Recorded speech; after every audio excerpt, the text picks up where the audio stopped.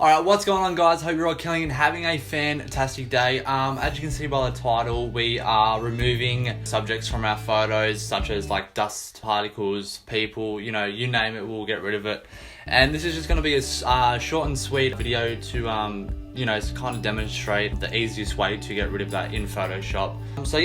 This is just going to be so basic. Anyone can do it who obviously has Photoshop and some photos. And it's very, very simple. I'm going to show you the easiest way to get rid of your subject. Alright, so what we've got here is we've got a before and after that I've just mocked up real quick. So as you can see, I got rid of these people on the right side, some dust and flare, spots. I really just cleaned up the image quite a lot. So this shot was captured at Bombo Quarry on the south coast of Australia. Such a wicked spot to go shoot. If you're a photographer and you're coming down this way, 100% hit me up and I'll show you this place. It's mint. To get started, to get rid of the subjects in your photos, I'll show you the quickest and most efficient way to get rid of them. Okay, so what you want to do is grab your photo, import it into Photoshop, and it's called the Spot Healing Brush tool, this one here. The shortcut for that is J. Use your bracket keys to maximize and minimize the size of the brush.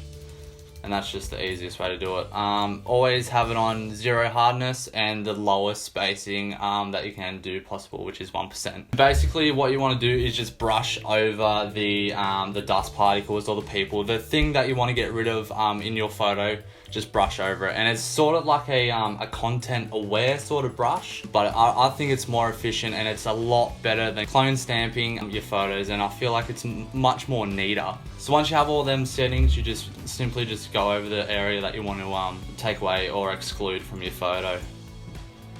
And as simple as that, it's gone. So I'll get rid of some of these dust particles and spots in my image.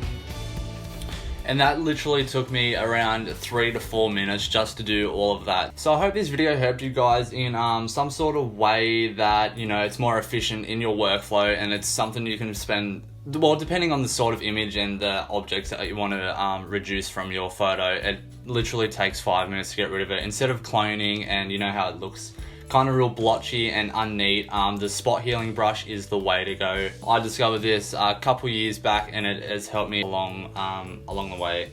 I hope this video helped you in some sort of way. If it did, please be sure to subscribe and like this video. It helps me out a lot, and it sort of motivates me to create more videos for you guys. So I hope you guys have a great rest of your day, and I'll see you in the near future.